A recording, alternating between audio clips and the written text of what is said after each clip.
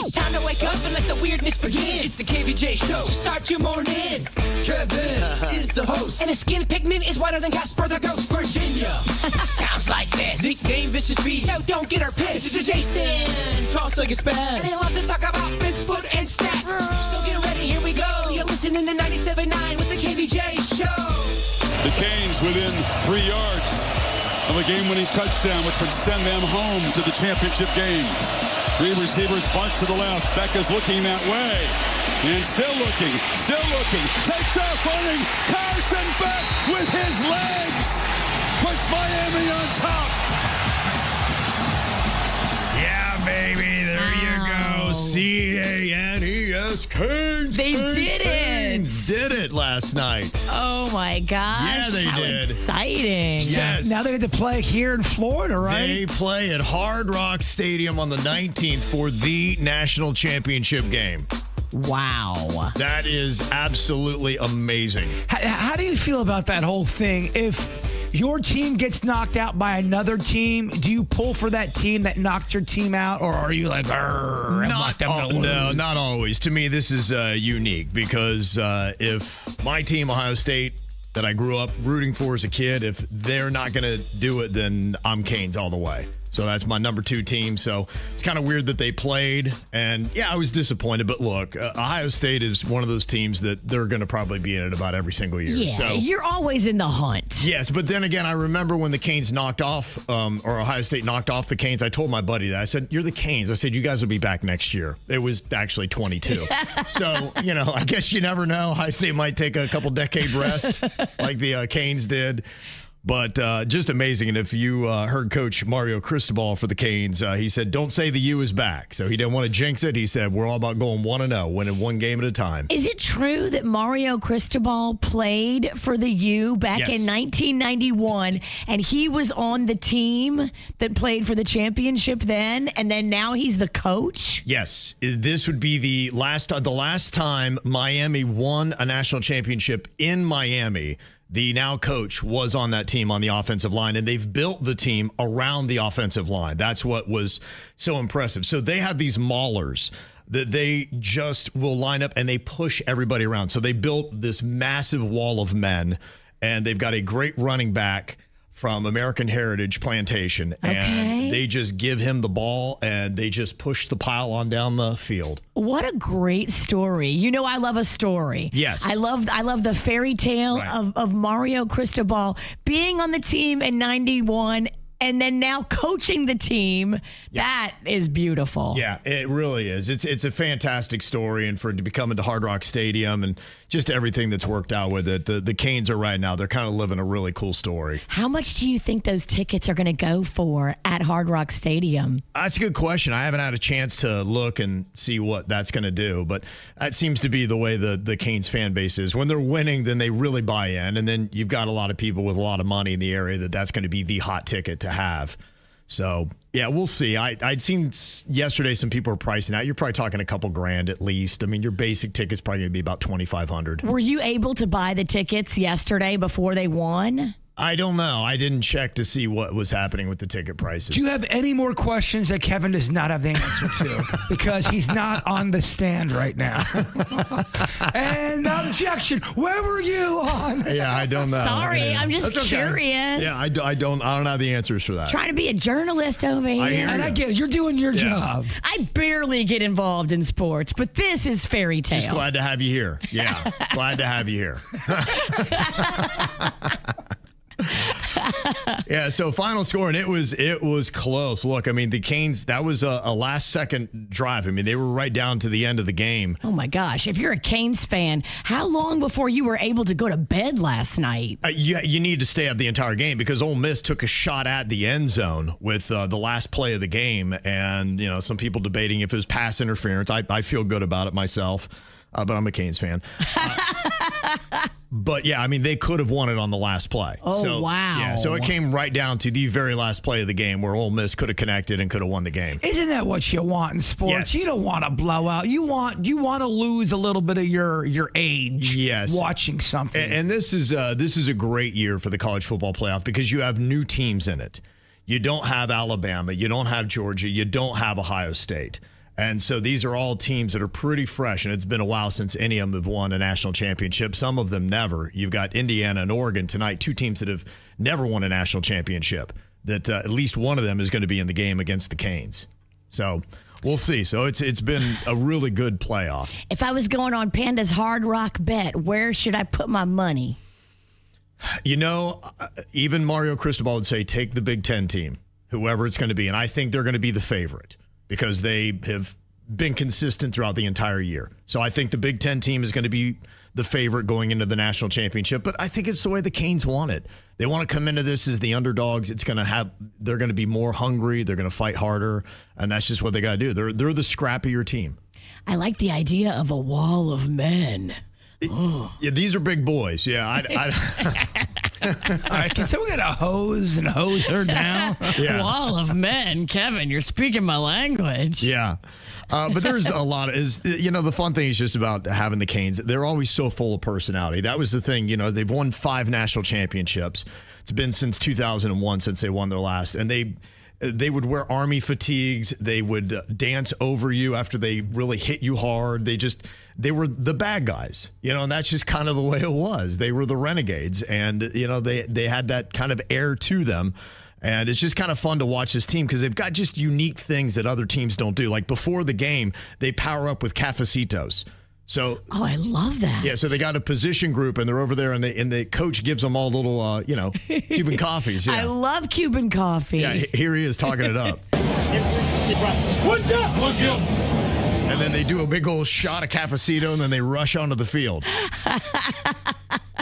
And then you've got Michael Irvin, who used to play on the national championship teams way back in the day, and he's always on the sideline. I don't know how he has this kind of energy. I mean, some people believe that it might be some kind of white snow out of Miami, which he used to do back in the 80s. I think he's over that personally. But maybe he had a bunch of coffee. You never know. He might have done so much cocaine in the late 80s, he's still not come down from it. But his energy is unreal, and he sets the team up. And he does this thing after the Miami Hurricanes beat a team. He takes off his belt, and then he takes the other team's jersey, puts it over a cooler, and it's called belt to ass, Virginia. And so he starts spanking the jersey. That's kind of the big thing that they say in football. It's like when you take belt to ass, it's kind of like your dad would do. You bend them over and you school them and you punish them. It's triggering for anybody who was spanked in the 80s. Absolutely. You would not like the Canes and Michael Irvin. Okay, if you aren't doing that, you better be on cocaine. That seems a little. That's why a lot of people wonder, because when you see the energy of Michael Irvin, you just check out this clip. Tell me this guy is not on the blow. Didn't we tell y'all not to mess with us? Didn't we tell y'all? Listen, we are going to the championship game. Let's go, you! I don't know. Maybe he had a pot of cafecito. Maybe that's what it is. I don't know. I feel weird. Yeah. He's highly intense on those sidelines. Well, you know what? They're at the dance. Yeah, they're at the dance. I get it. Adrenaline's Something going. worked, y'all. But imagine if I just went out in public and started doing that. They would have, they'd have the fuzz over near me real quick. Yeah. For some reason, they're not questioning Michael Irvin. Maybe they should. I don't know. But yeah, it's going to be great. So the cool thing is with Miami having that, like I've told you too, is there's a lot of really cool events that happen around when you get a national championship. We've had Super Bowls too. And don't snooze on that, because look, I really rarely go to one of these games, and I often go and enjoy the festivities that happen around it, because typically they're going to be free. Like I told you the other day, you got a couple shows that are coming up. Lummis Park on the 17th, you got Calvin Harris on the 18th, John Summit. Those are going to be free shows. Pitbull is going to be doing one outside of the stadium before the game. So there's going to be all kinds of cool stuff to check out.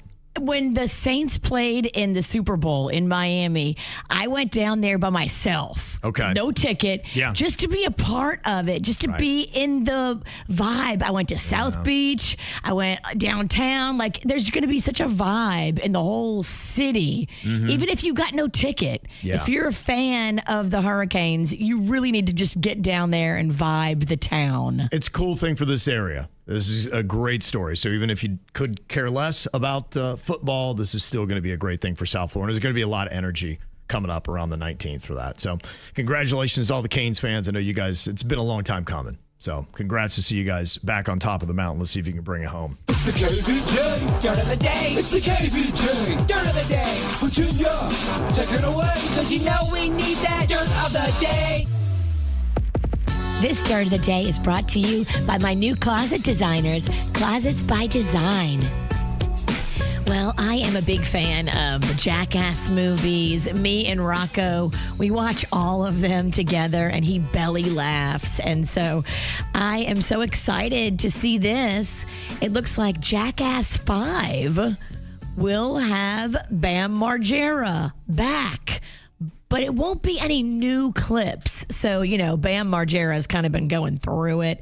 And I think the whole drama between him and the Jackass crew was over, he took it too far. And you've taken it too far with putting chemicals in your body. If the Jackass guys tell you, you've taken it too far. Well, I think it got to a point where it was off of the set. It's great to be crazy on the set, but when it gets off of the set and the demons start to affect the chemistry outside. Right. And I think that's what was going on. Totally. And I don't know if we'll ever see Bam back in the clique doing live stunts. Never say never, but for now, he's not back doing new material, but they will be playing old stunts, more like outrageous clips that never made it into the earlier movies that did have Bam in them. So you will see Bam in Jackass 5. I wonder where they're going to go with that because, look, I see Johnny Knoxville now, and he's hosting a Fear Factor, and that's a good thing. But, look, we've been through it, and I know what the body's like now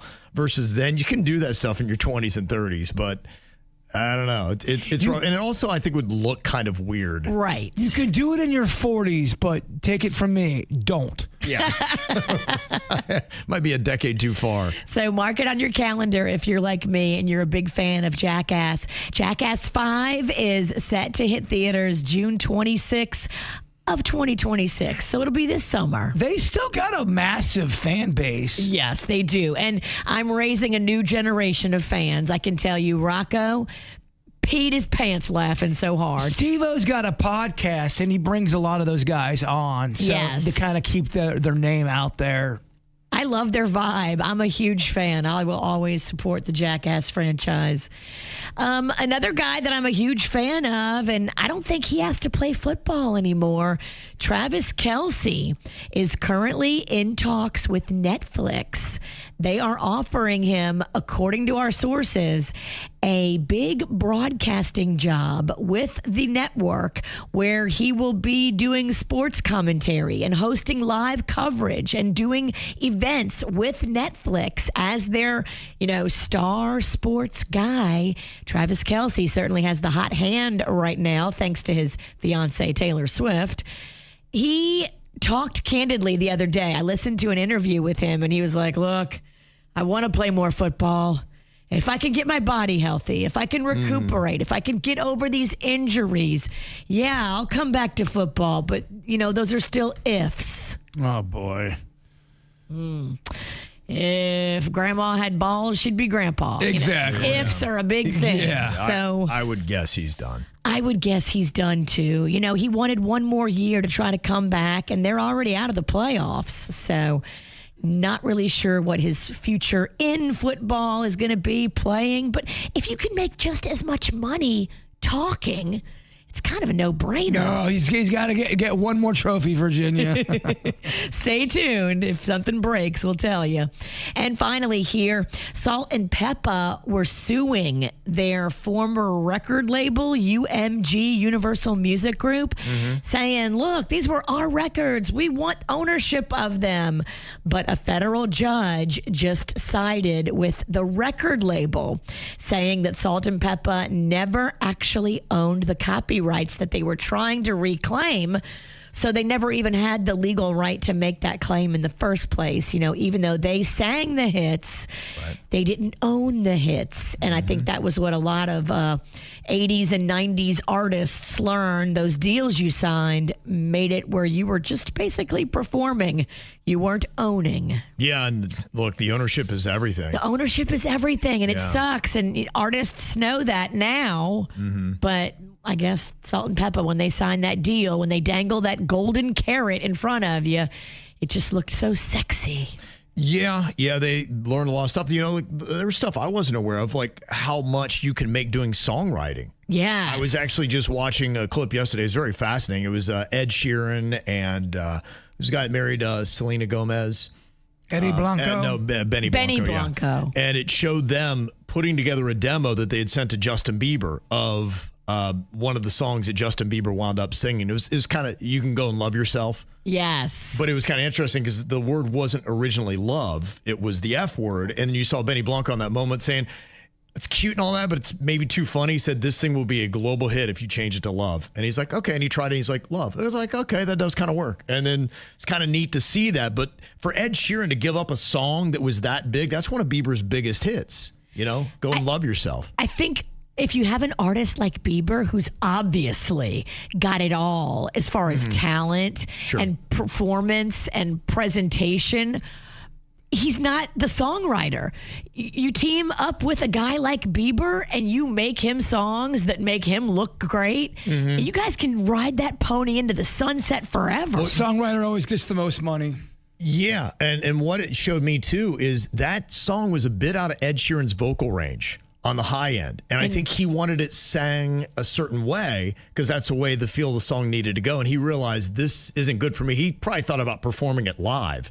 He's like, this is going to be really tough on my vocal cords. So, but Bieber can handle it. Absolutely, yeah. It's fascinating. And that's what's going on in your dirt. It is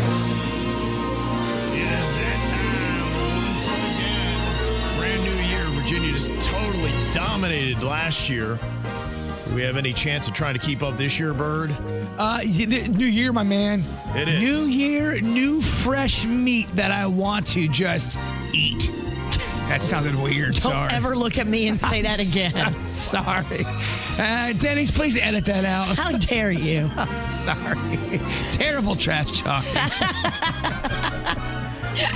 All right, well, Virginia going to be starting us off here, and we have got Susan from Lake Worth Beach that is going to be our first contestant of the new year in the No Name Movie game. Hello, Susan. Good morning. How's everyone? It's doing great. How about you? Good, thank you. Good. All right. This is big. This sets the tone. It does. Yeah, it does. Big I am a tone setter. Okay. Oh, Okay. I like that. I'm so sorry that I am your tone setter. No, we'll see. Hopefully. Yay. Okay. Be the thermostat, not the thermometer.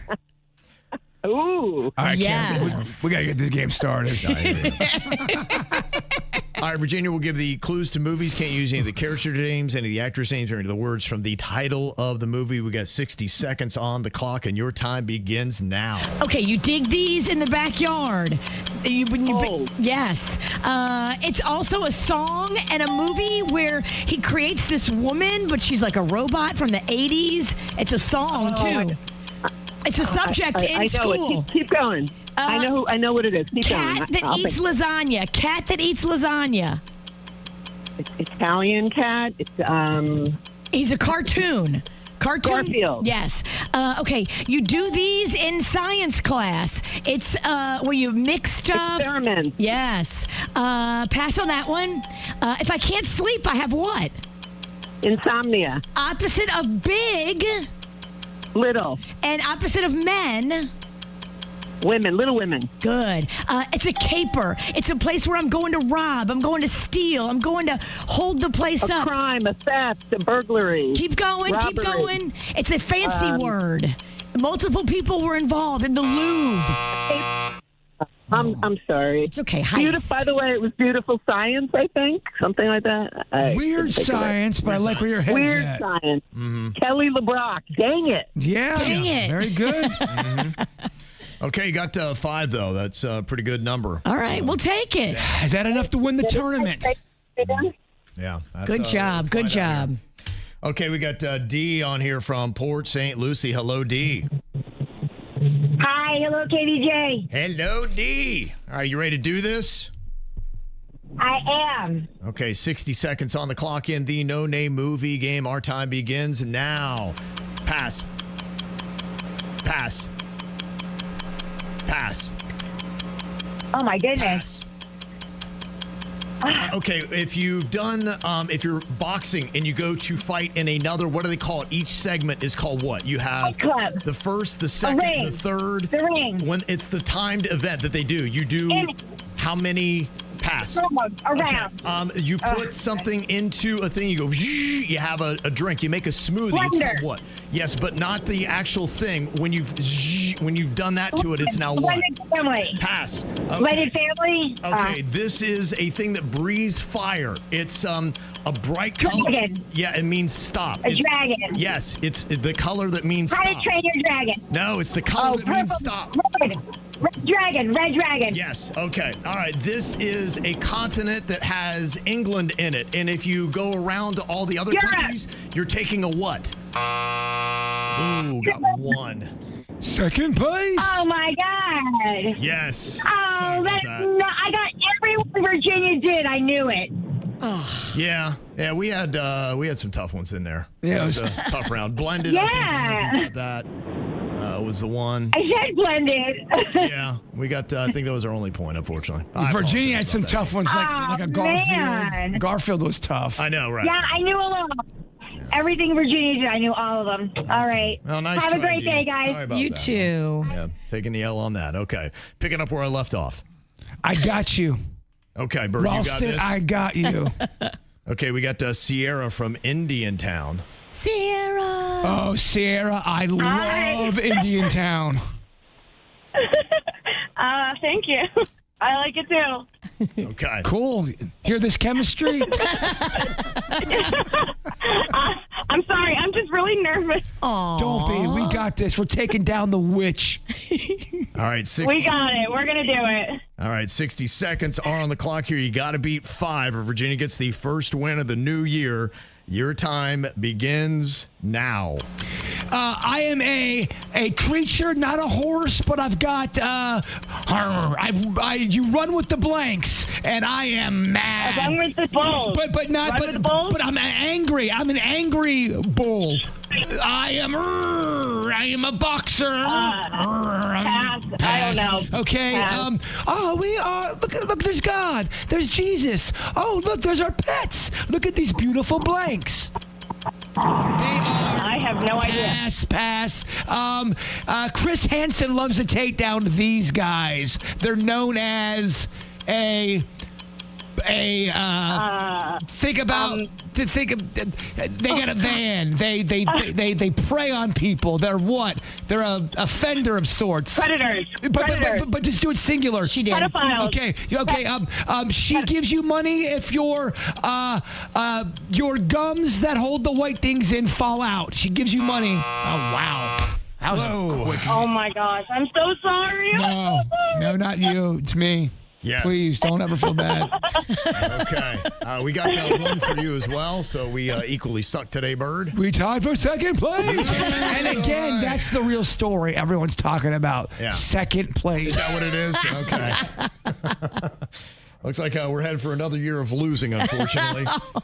Susan, congratulations. You get the win today. Susan. Woo. Nice work. Yes. Wow, okay. All right, we might have Thank to... you, Virginia. Thank you. We might need to find somebody to actually compete against Virginia around here. No, do not give up. He's about to fire you from this game. Do not Fire myself. No, Wow, we need to get no. suits back. He's driving a train. I hear you. Like, yeah. do you really want him to take his eyes off the track? That's true. Yeah, well. But it is a no-name movie game. Yeah, can you park that train for 60 seconds? Suit you're on. There's a delay in the rail every Friday right around this time. Everyone's yelling at him, like, guys, shut up. It's a no-name movie game, damn it. The belt's on the line. It's a big deal. It's the worst of the week. We sound like dopes when we make bad jokes and commit misquotes. It's the worst of the week. It's amazing we get paid to speak, so let's start the countdown. It's the worst of the week. Well, the first week of 2026 is going to show you just how little we learned in 2025 about doing radio. It came back a little rusty. Well, that's just the way we like it, though. That's what KVJ does here. Flawed perfection. And that's what we got here as we count down the week's 5 biggest flubs, starting at number 5 in the worst of the week. Okay, give me a hobby that starts with the letter C. Kite flying. Canoeing. Oh, gosh, Jason. Yeah, we're not going to take kite flying.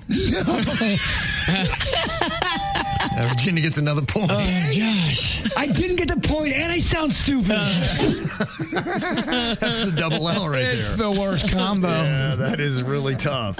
All right, number 4 for the worst of the week. I went out the box. I'm hoping Denny's follows me. I want to talk about Happy Gilmore.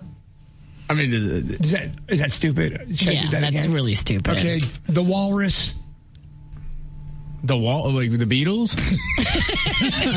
And the Eggman. Are you talking about John Daly? John Daly. I thought it was Craig Stadler. Oh, no. Who's the walrus? Craig Stadler. Oh. I thought. No. What's John Daly's nickname? The alcoholic. Okay. Okay. I don't know golf. I only worked at 3 golf courses, but know nothing about golf. We know. I live on a golf course. I mean, between the two of us, we are so golf stupid. I had to fake talk golf to members at the golf course, acting like I know, using that 9-wood. Like, what's a 9-wood? And at number 3, Did you wear the old lady bathing suit? I wore a one-piece. yeah, I still felt exposed. this guy gets those little. What are the tussles that kind of hang off the end of it? Yeah. Mud flaps? No. Yo. If that's showing, lady, you got Oh, you meant the suit. Yes. Tassels. Not out of the suit. You weirdo. On the suit. Sorry, I misunderstood. By the way, what a horrible term. It does create a visual. Well, It does. Yes. they talked about it on that Palm Beach show. There's a surgery you can get to fix everything. But they don't use that term in that show. No, I don't think they said mud flaps. That was me. They didn't talk about going from a long cookie to a short cookie. They did not. Well, Okay. they did, but they didn't use right, the not terms. use those terms. They're not using Virginia term. All right, and at number 2 for the week's worst moments here on the KBJ show. Have you heard the weird story about Tommy? It's Tommy. No, what's his name? Oh, my brain just broke. Great hour, Coach. I was trying to say Tommy Lee, but then I got it confused with the other Tommy. You don't have to explain yourself. In my brain. There's a few Tommies. There's no need to explain your dumbness. I'm so sorry. I made 3 of the 4 clips. How do you think I feel?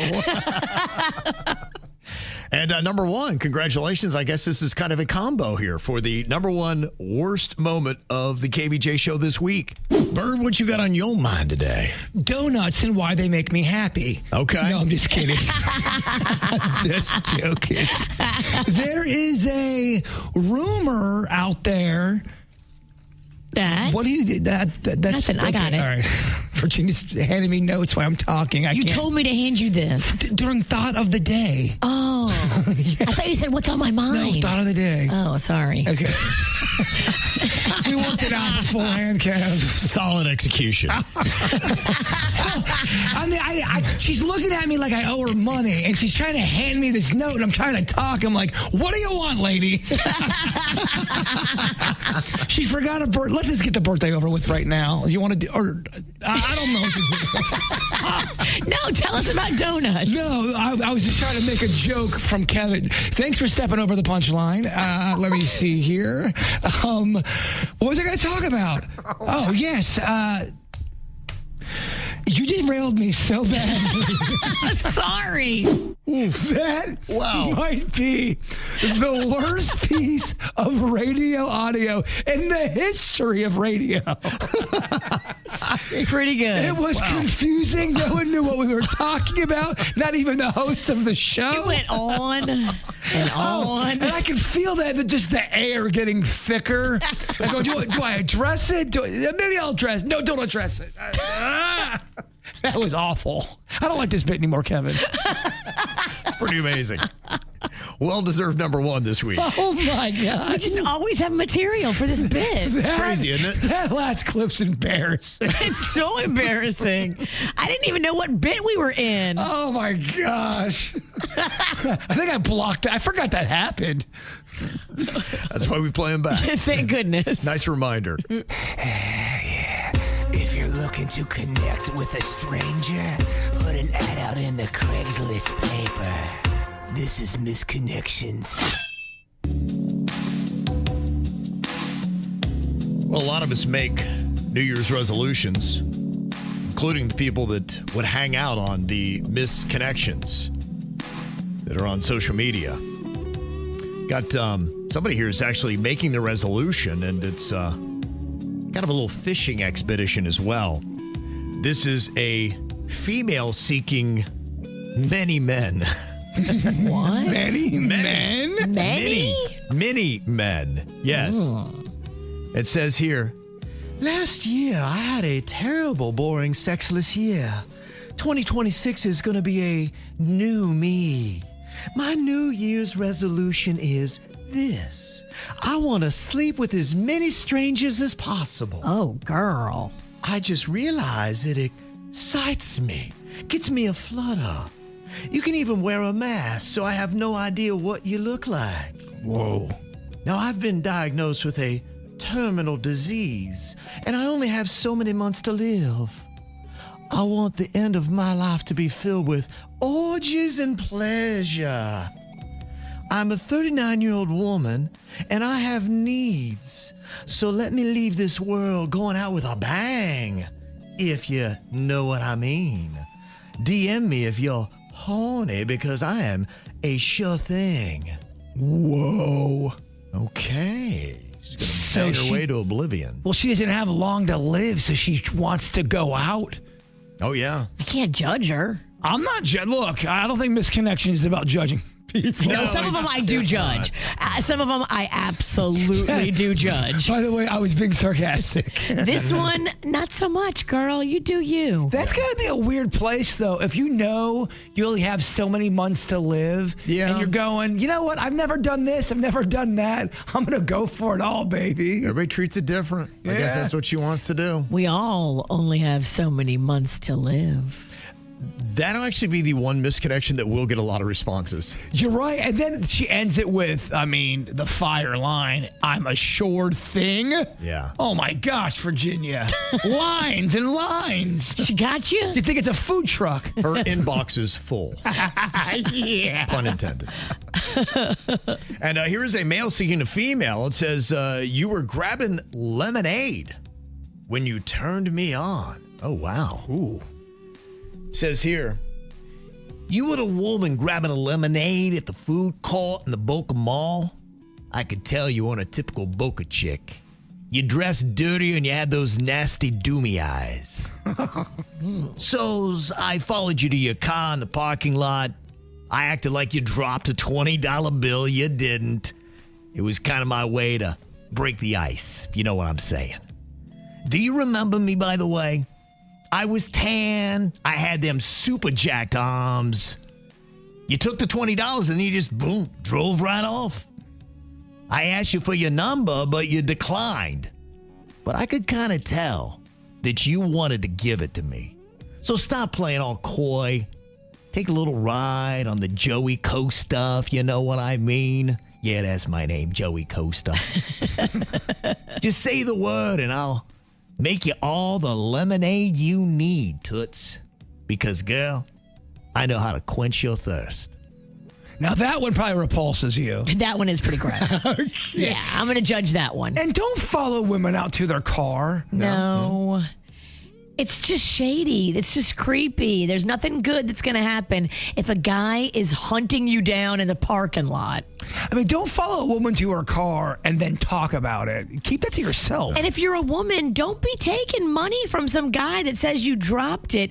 It could have like the fentanyl on it or whatever. And as soon as you grab it, now you got it on your skin and it's just moments before you pass out. Oh, I'll grab every 20 on the ground. I am so ready to get accidentally fentanyl because I will grab the money. I know. That's how they get people. Everybody will grab it. Most people will grab a $20 bill on the ground.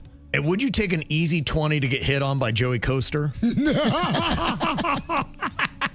Take a ride on the Joey Coaster. Take a little ride. Yeah. That's revolting. Hey, yeah.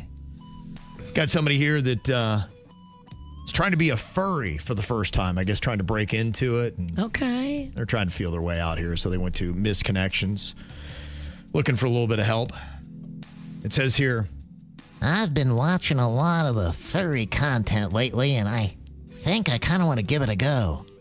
I watched a video where a guy was dressed as a pig, and then the other guy was playing the farmer, and I don't know why, but it kind of oddly turned me on.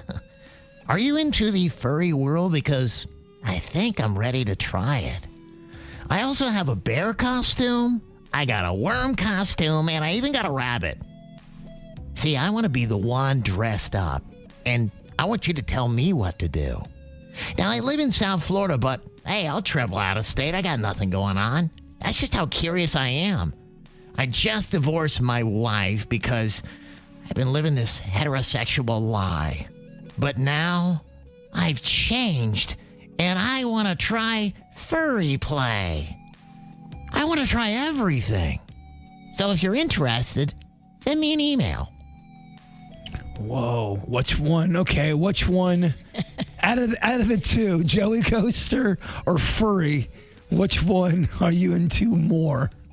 honestly, I think the girl who is going to bang anybody gets a ton of messages. I think furry guy will get some responses. I do too. And I think Joey Coaster's got crickets. I think Joey Coaster's the worst. Joey Coaster is the worst one. Joey Coaster got nothing but crickets. The other two are going to get some responses. I mean, it's actually going to go somewhere. You're right. Joey Coaster gets nothing. Nothing. He gets nothing.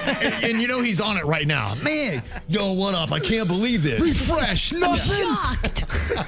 I can't believe it. Well, this is definitely not normal. I can't even imagine how you would do this. But on that crazy show, My Strange Addiction, it featured a woman in Virginia who snorts all of her food. And she's even lost weight by doing it. Here she is explaining why. I don't have an aversion to chewing, but I have an aversion to the weird textures that come with food. I do not see snorting my food as a problem. I think it has a lot of benefits, no risk of choking. I don't overeat. I consume less calories. I have had bloody noses about once or twice, and that was more at the beginning. It has really no drawbacks, except nobody accepts my habit. Nobody accepts me for who I am. Yeah, well, that's pretty crazy. I was just thinking, how would I react if there was somebody in my family that did this and we are at a restaurant and they are snorting their food? That's not going to go over well. Especially if it's hot coffee. Yeah. Good luck with that. That'd be a problem. That's a challenge. Well, in the one clip I saw too, she's like, ooh, that's spicy. And so it burns. How you get to this, I don't know. And I guess that's what the show's all about. It's My Strange Addiction. So it's people that have these odd addictions, supposedly. I've got some questions about that show. Yeah. Is it all real, or is there some performative stuff going on? I personally think at times it's a bit performative. It's like every show. They need content and they're running out of material. And she's actually just an actress. Or just somebody that wants attention. Oh my gosh. Now, when she goes home and she's all by herself, is she snorting or is she chewing?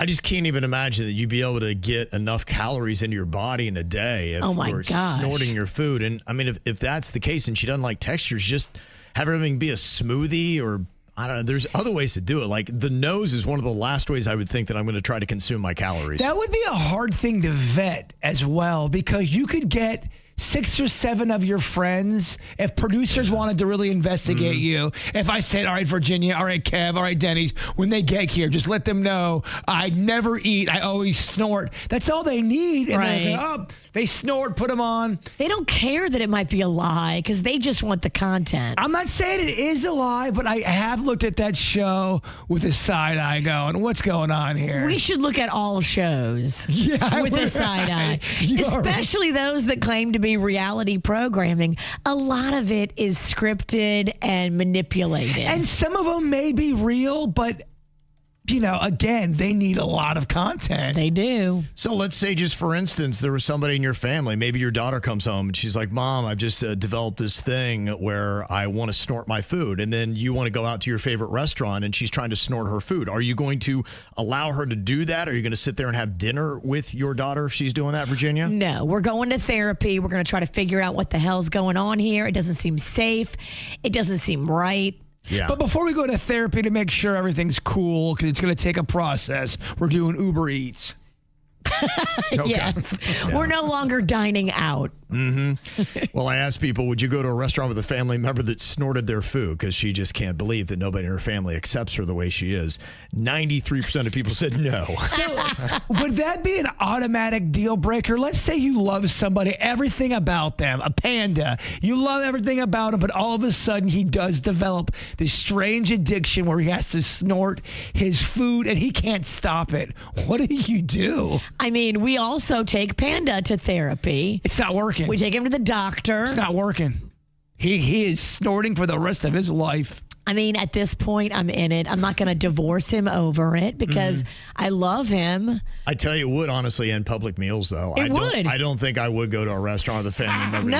I think I'd be like, no, we'll eat at home. That's it. No, and you eat by yourself. You will eat at home. I will continue to live my life because I like going to restaurants, but I'm not going to be seen with that. I think I would gag if I were trying to eat myself and one of my family members was snorting down their food that they pureed in a blender. I don't know if I could do that. You go to the fair and one of your family members is snorting a corn dog. No. Crazy, right? It's crazy. Yeah. So what about these things? Normal or no? This person said, when going up or down the stairs, I always look at my feet. Do you look at your feet? Do you look straight ahead? Do you look at the railing? I don't think that's abnormal. I would say I probably do because I want to make sure that I am hitting every step. Well, going up, you can kind of look up, but going down, you have to look at your feet. Yeah. If you don't look at your feet when you're going down, you're going to miss a step and fall. I agree. I play the counting game when I do the stairs.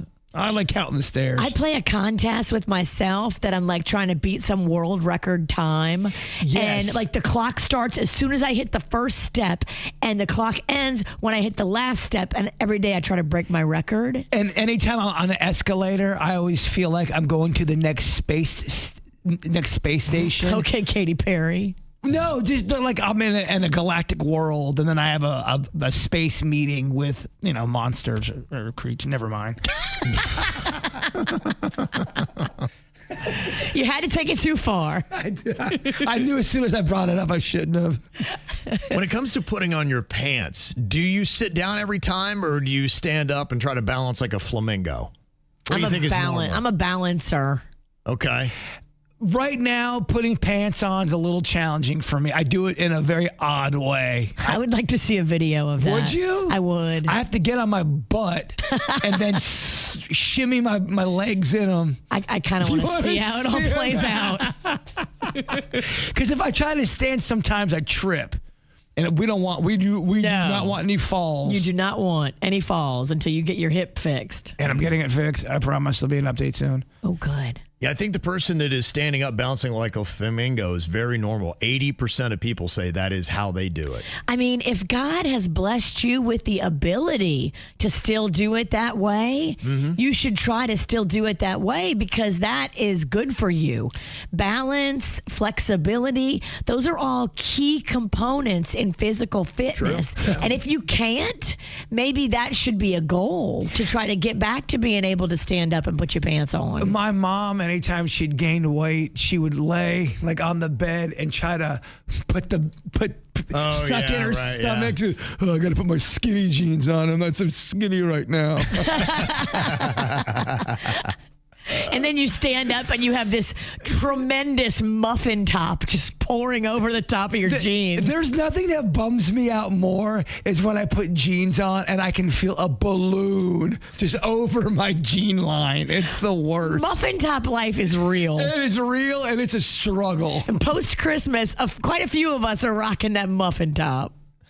What do you think about this one that somebody texted in? They said, after taking a bite of a cookie, I lick the edge to keep crumbs from dropping. Oh, that's genius. I mean, some people lick the edge because they just don't want the cookie to be done yet either. Sometimes I like to eat cookies in bed, but that is the worst part about cookies in bed is that you're going to now have a crumb in your bed and you're going to be tossing and turning when you feel it on your leg. Yeah, I don't know that that's normal. In fact, about 80% of people are saying it's not, but I don't know that I hate it because I don't like spilling things all over me. So I'm going to try that. It would look kind of weird. I mean, I guess it's how you lick the edge of your cookie. I mean, then people are like, what are you doing? We also want to see a video of you doing that, Kevin. I don't know if you do. I think we do. I would do the licking alone, maybe. Or do it at work with a coworker. Because nobody wants cookie crumbs in their crack. Trust me. You are correct. It's like sand on the beach, Kev. But it's cookies in the butt. Yeah. Don't want cookies in the butt. What? I don't. Never mind. This has not been a great segment for me. Is your hat on too tight? It is on. I bought too small of an alpaca hat. I can tell. It's way too small, and it's giving me the worst migraine. It's struggling. The threads are like, no. I can barely hear you, Kevin. Where's the 7-year-old you took that thing off of? Now, this is kind of an interesting one for normal or nope. It might be kind of like the cookie thing. Maybe it's not normal, but maybe it should be. This person says, I put a little bit of water in my mouth before taking pills, not after. Yes. Yeah, I can see that. That does work. I'd never even heard that. They say this way the pills don't stick to my tongue and then I don't taste them. It seems odd to me, and I chuck them in my mouth and I deal with the nasty taste and them sticking to my tongue, and then I just try to force them on down. But that's not a terrible idea. The only thing I'm worried about is if I have water in my mouth and when I open it to put the pills in, I'm drooling all over the place. I usually do mine desert style. No one is surprised. I don't even know what that means. He has no water whatsoever. He tries to swallow it with no water. Just swallow it. Oh, okay, I got you. Just raw dogging it. Insane, first of all. Like that's how like a serial killer would take a pill. Oh, okay, dramatics. Let's calm down for a second here. What are you doing to get stuck up in your throat and all that? Because I've had that where it gets caught in the throat and it's like, He chokes. I'm telling you right now, he starts to choke, and it's a whole big dramatic thing. No, it's not. You don't know my pill intake. You don't know how this machine runs?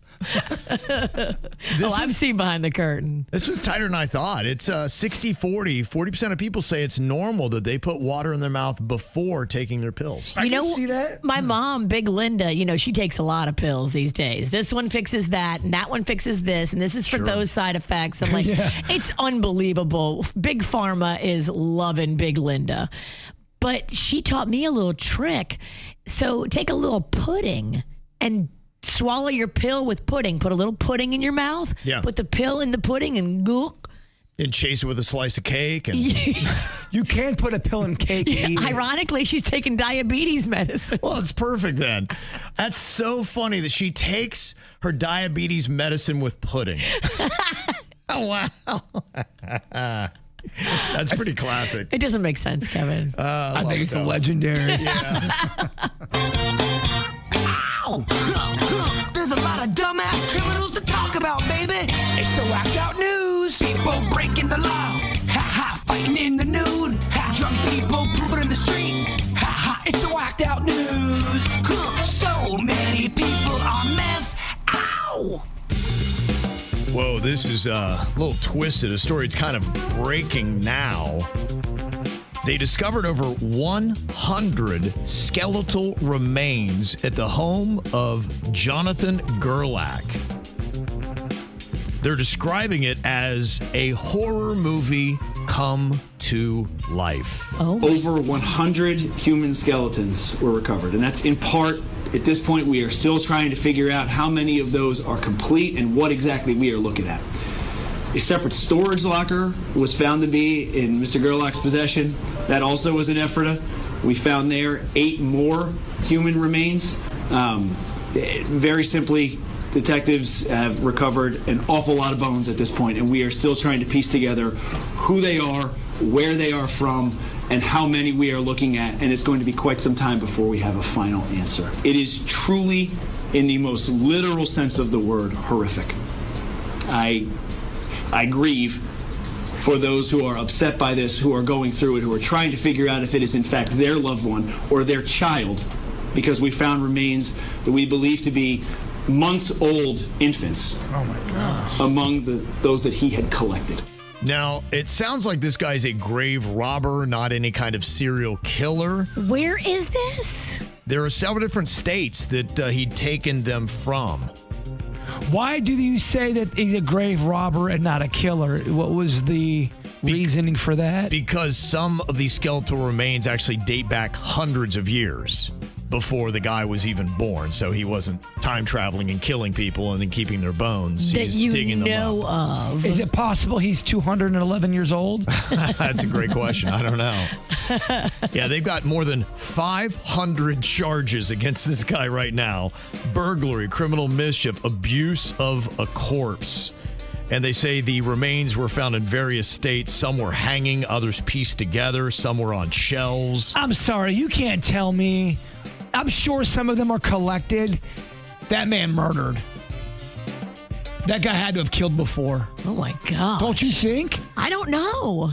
They're, really trying to piece it all together. And I hope he didn't. I hope he just robbed graves. That's what I'm hoping. Yes. Now, he himself is a 34-year-old that lives in Ephrata, Pennsylvania. So it's happening in that area. And they had actually caught him in the act of robbing a grave in the Mount Moriah Cemetery. Okay, they caught him in the act. There you go. Yes. He's got an MO. It's just kind of odd. It sounds like he was almost trying to clear out the entire cemetery of bones. The other thing, too, is what is he doing with said bones after? Well, that's they'd even kind of said in the story, and I think that will let you know that there were some things that he was doing in the states in which the bones were found. So there's going to be a lot more to this story, but that's as it's coming out right now. Oh, there'll be 9,000 YouTube videos on this. Wow. Mm-hmm. Well, deputies in Union Parish, Louisiana, responded to a trespassing call and found a 41-year-old woman naked in a neighbor's pond. And they said, "Hey, could you get out of the pond?" And she's like, "No, I'm not, because I am trying to be a mermaid." Apparently, it was a little cold as well. Keep in mind, Louisiana can get a little bit chilly this time of year. I would not be getting in no Louisiana pond. Girl, are you asking for a gator bite? Do you know how there's a witch community? There's a mermaid community. There is. Is she drunk? They're expecting, yes. Yeah. They think that there might have been some going on. Now, a deputy went in to try to fish her out, but she resisted him, then assaulted him, and then he tased her, and she still kept going. Come on, Ariel. Get the hell out the pond. Let's go. Drunk tank for you. Yeah, she later turned herself in, so I don't even know if they might just given up. Like, you know what, screw it. But, they left her in the pond. Oh, it sounds like it. I mean, if she turned herself in later, it doesn't sound like they left with her. Please tell me her mugshot has scales. No, they don't go. It's just the headshot. I would like to see what she looks like, though, just for reference. Mm-hmm. Is she cute? You know. She young? Younger, yeah. I'd say probably in her 30s. Interesting. If I had to guess. I know you think I'm kidding. There's mermaid communities out there. Now, I'm not saying they really think they're mermaids, but they act like mermaids and almost just kind of try to get that mermaid spirit. Like the furries. Like the furries, but it's the mermaid world. Yeah. All right. Mm-hmm.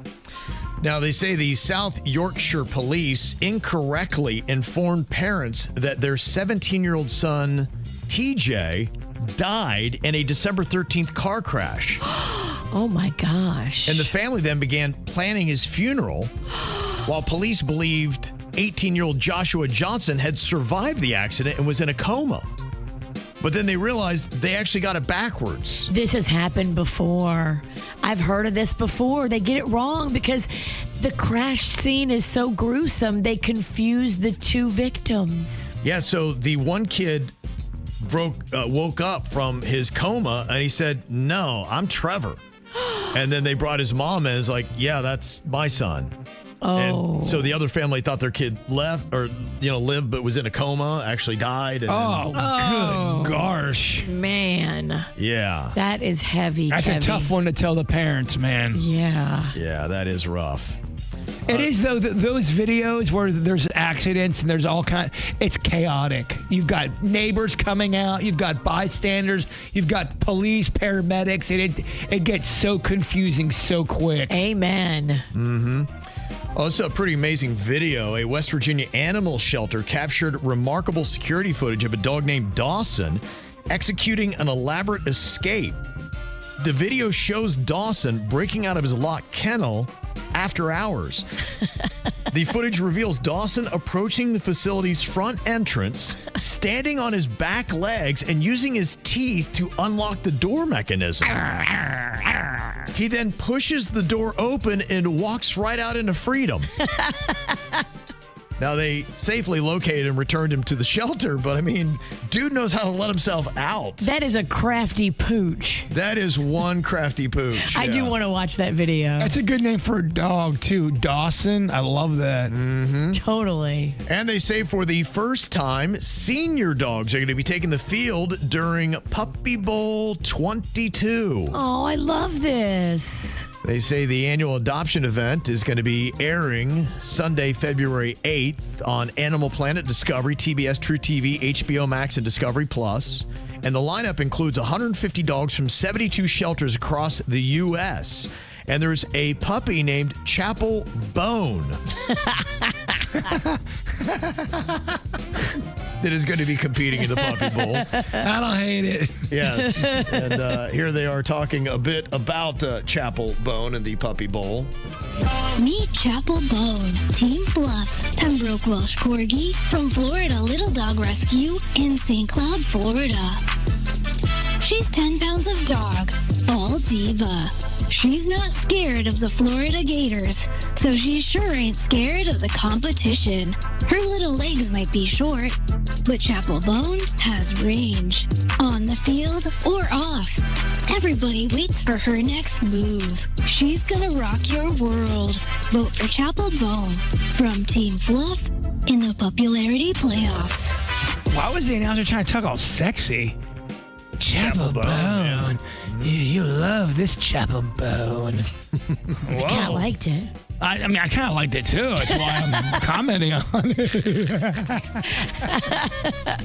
And if you love to quit, today's your day. It's Quitter's Day. They say this is the day when you're most likely to give up on your New Year's resolution. And one woman actually had a pretty good reason to give up hers. She wrote down all of her goals on a dry erase board for 2026. Okay. And then she walked into the room where she had the board that was kind of resting on the floor, and her cat, for some reason, was taking its paws and erased the entire board. And she captured a video, be like, "It's not me, dog. I wrote down my goals. My cat just doesn't want me to fulfill them." And the cat just going, just erased everything right off the board. That's amazing. There you go. The cat quit for you, so it's not your fault. Now, some of the events that we have going on in South Florida, they are not easy to get into. Either you've got to know somebody or you got to have a ton of money. And I think most South Floridians just say, like, when Art Basel comes up, you're like, all right, I'm not going to that. That's not realistic for your typical South Floridian to go unless you're in that industry. But there is a streamer that found a very clever way to do it. In fact, I'm not even sure he's a streamer, but I know he acted like one. And it's amazing how it opened up doors. Now, the first time I was ever faced with this was I was trying to go to the Graduate in Nashville, and they had a rooftop bar that I wanted to get to, and they were checking your social media followers. And to get there, you had to have a certain amount of followers on social media. And so I had to use KVJ to try to get up to this party. The White Limousine, it's called. It's a rooftop bar on top of the Graduate in Nashville. It's a great bar. Yeah. And it's got a pool. Right. It is tight. So I was talking to one of my daughter's friends, and he works in the world of EDM and goes to Ultra and all these different festivals. And his girlfriend works at Space, the big nightclub in downtown Miami. And he was telling me, too, that a lot of these clubs, kind of the same thing. Where you get in the club or whether you get in at all has to do with your social media followers or how influential you are on social media. And so when I saw this kid with this little scam, I was like, pretty smart. And you can see in the video, he goes to Art Basel to an event. It's $1,000 a ticket to get in. But he has this app that makes it look like you are streaming live. And so he goes in with his phone and he's basically just pranking people. He starts at a party and he has people who are looking at it. It looks like he has 43,000 people watching his live stream. Yes. And so he's poolside and he's showing, all these hot girls like, hey, look, I'm streaming live. And they're like, oh my gosh. And then it even does stuff where Drake pops in on the screen and it looks like he's watching at home. Like, oh my gosh, Drake's watching. And so all these names, because you can see in the scroll. So it adds more credibility. People are like, oh my gosh, he's a big famous streamer and he's got all these celebrities that are watching it right now. And then he tests it on the door. They've got the velvet rope like you typically would see. It's a big event at Art Basel. And he walks in and he shows them that he's still streaming. And not only do they let him in, but then they start introducing him to some of the celebrities that are inside the room. And I remember back in the day, we always talked about, if you have a clipboard and just kind of look official, you can get backstage and do all these things. Clipboards don't work anymore. This is the new clipboard, making it look like you're streaming live. Here's the kid walking you through Art Basel. So I'm live right now with 42,000 people on Instagram. What do you want to say to my audience? I made an app called Parallel Live that makes it look like you're live streaming with tens of thousands of people watching to see how people treat you differently when they think you're famous. We're in Miami, bitch! And immediately they started filming me. I think Drake just joined. Drake, come live with us. Drake. But then the girl that was flirting with me tried to upgrade to Drake. Hey, come over. I had to humble her. Oh, man. He disconnected. I'm sorry. Luckily, she got over it quickly. I then went home and took a nap. I then went back out to the most exclusive art gallery in Miami where tickets are $1,000. So I'm live right now with 4,000 people on Instagram. I was wanting to come check out your art event. Not only did he let me in, he then introduced me to the celebrities that were there. Absolutely.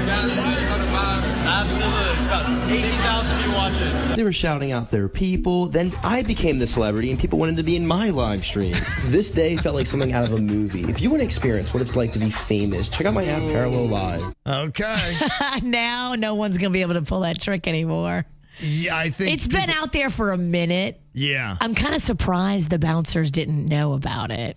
There's all kind of things like that. Will Smith got busted for making it look like his audience was way bigger than what it was, but it was AI people in the background. So he got caught and busted, and it did not go well. People turned on him he had a bad year last year, but yeah, it made it look like it was packed there. Yeah, right. But it was AI.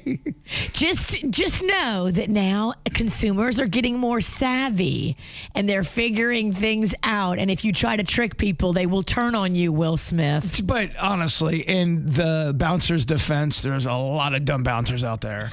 Yeah. It is kind of interesting just how you can dummy things to look like you're a bigger influencer than you are. And that is an interesting way if you're a complete nobody to gain access to some of these parties.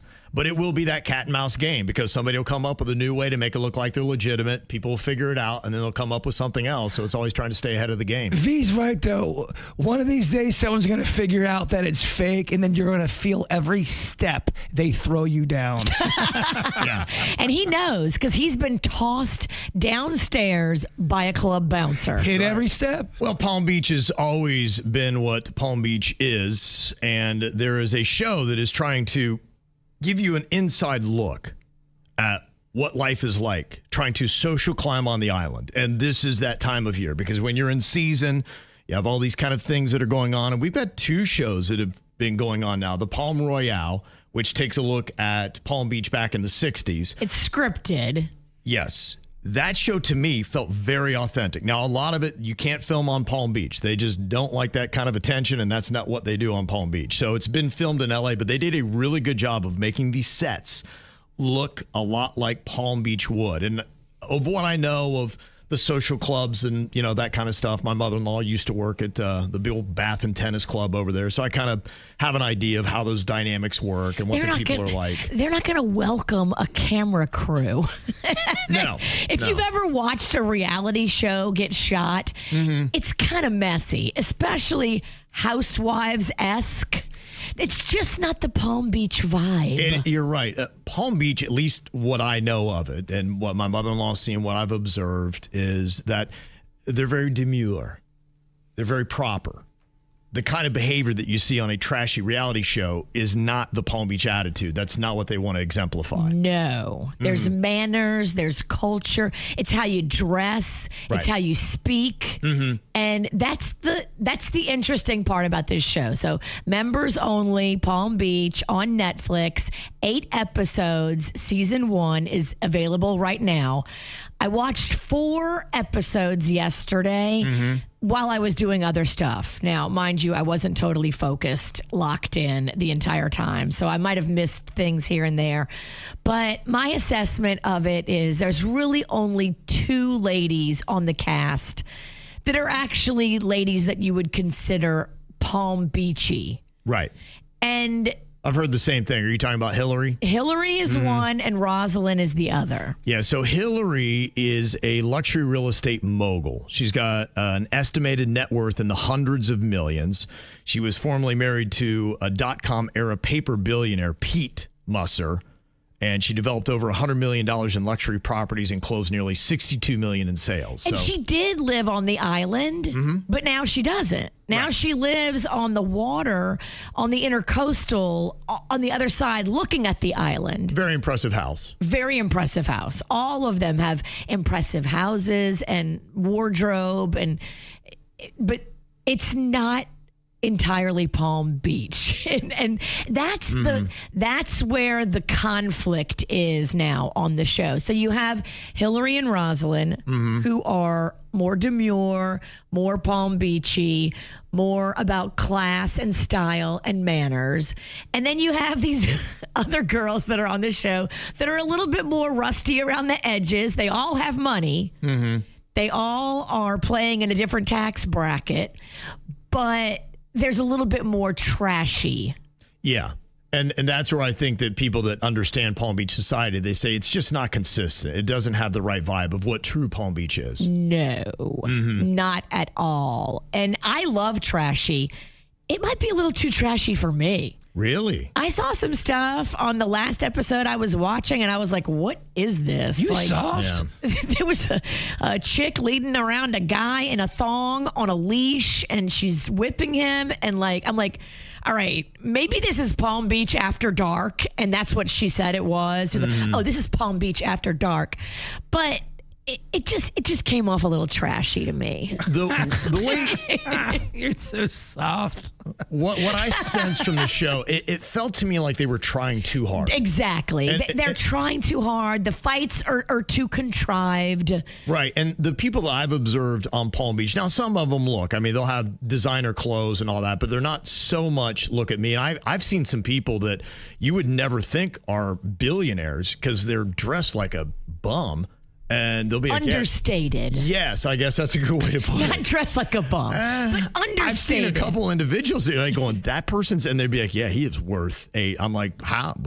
I would never have guessed that. And they said there's a lot of people on Palm Beach that like to be understated, and they're not so much loud, face forward, yes, with their brands and their labels and everything else. And that's a big fight on the show right now. I guess, Hillary and Rosalind are trying to tell the other girls, okay, you're too loud, you're too this, you're too that. Your boobs are too Don't show boobs out. in these. Is that an actual rule? They had said that on that show. It does make sense. In the whole thing of fashion, you don't want to look like a hooker.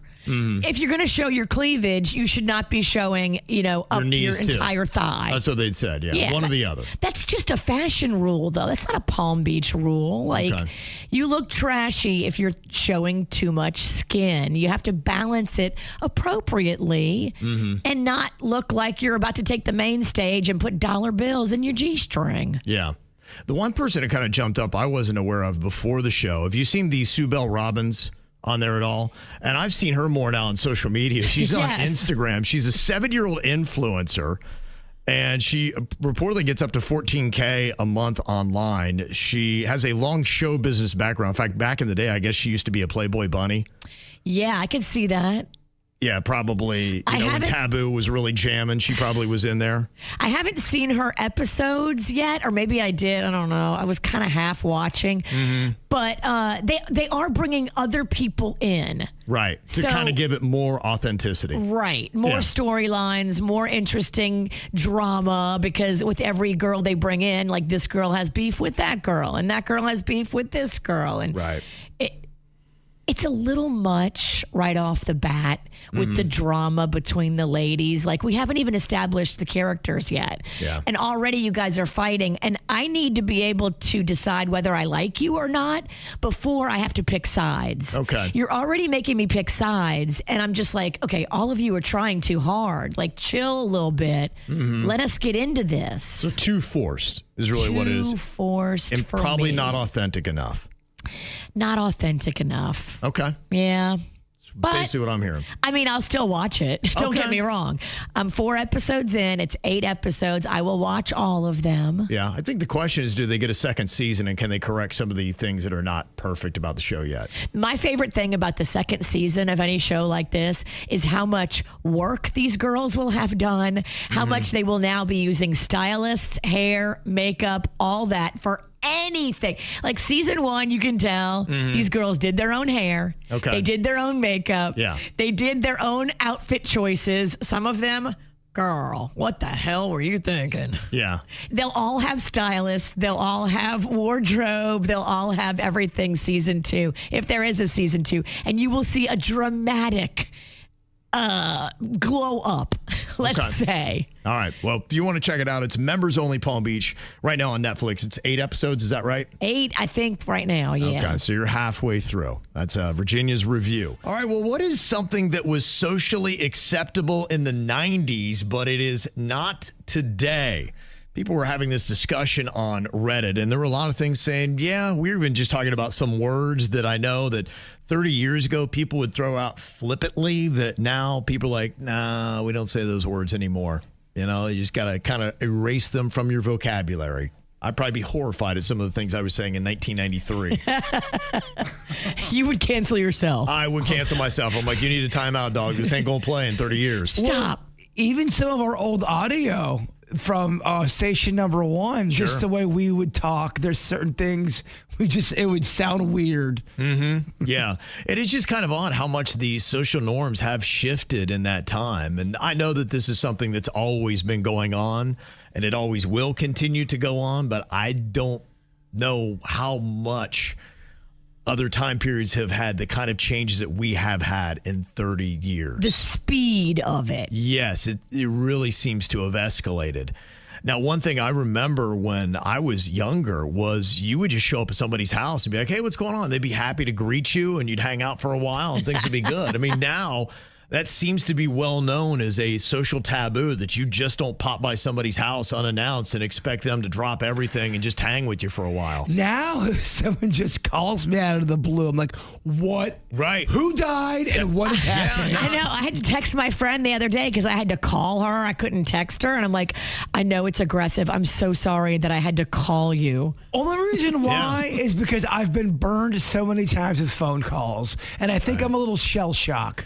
Yeah, it's the pure volume that we have now and how accessible we are. And that's the other thing that had kind of changed too. I just remember if I was out of pocket for a while and somebody couldn't, get a hold of me, it's just kind of crazy. One of the things they say has changed as well is just how people want you to be on demand. And if they try to get a hold of you, then they can find you. But I remember, back in the day, you could disappear for a couple days and people couldn't get a hold of you. Be like, man, I've been trying to reach you for the last week. And you'd be like, oh, that'd be a normal thing you'd hear. Now people would be so upset. Yeah, that's not something I subscribe to. If you get a hold of me, you get a hold of me, and we'll talk when it's time to talk.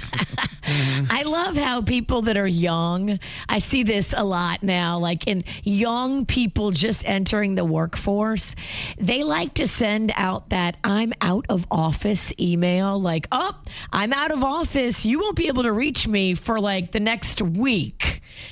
because I'm not doing any emails. I'm not answering any emails. I was like, okay, how's that going to go for your career when a bunch of stuff is falling through the cracks? But with that said, though, on one side of the mouth, we always say, you got to unplug. You got to get away from the work for at least a week. But And then the other side of the mouth is, you can't unplug. Got to always make sure. So when are you able to unplug and say, no one can get a hold of me for a week. I'm getting my head together, and I deserve that as a human. You need to just check your email once a day and then put your phone away.